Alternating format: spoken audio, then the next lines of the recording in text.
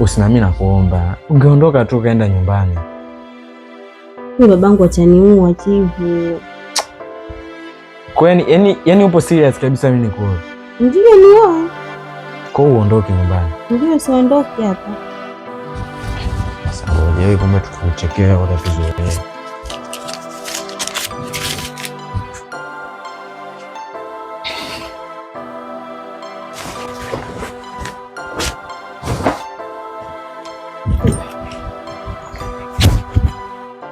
Wewe ile tenga ni wapi?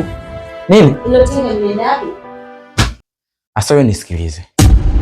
Wewe umekataa kwenda kwenu, mimi naondoka na kuachia hii nyumba tuone utakaa na nani. Chief. Hivi kweli unataka nifanyie? Yini mimi nilijua labda utasema basi tukaa tulee mtoto mpaka uondoke na mimi na hili jambo. Kweli? Si uende kwenu au? Wewe kwenu una? Niko serious kweli ndio kuacha mimi peke yangu. Nikiishi na nani? Mtu mmoja na nani? Nikienda nyumbani babangu ataniua Chief. Yaani mpaka hivi sasa anaweza kanipiga.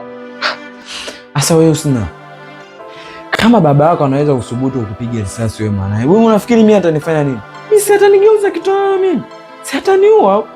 Wewe sikiliza, wewe nenda kwenu, baba yako hawezi kufanya kitu chochote. Wewe mwanae bwana, mimi naondoka zangu. Sitaki mambo mengi. Mama uko serious kweli? Ndio, mimi nipo serious naondoka. Sasa sikiliza nikwambie. Muone fenya hapa juu. Ukiondoka najinyonga. Unasemaje? Ukiondoka najinyonga alafu tutafika mbali hajakamatwa. Usinemi nisikilize basi. Unajua mimi siwezi kwa wewe mwanafunzi alafu nikiwa mimi nitafungwa, hebu niache mimi niondoke. Hebu imagine sasa hivi mimi nafungwa miaka 30, msiji miaka 60. Unafikiri mimi nitatoka je? Sitoka nikiwa mzee.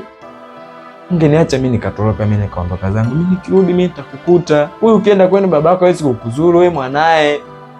Nakuomba basi naomba mimi nitoroke niondoke. Hapana, usiniache peke yangu. Kitu wangu wako tu hapa.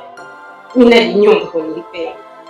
Kwani unataka nini? Unataka nini sasa? Nataka unioe Tifu.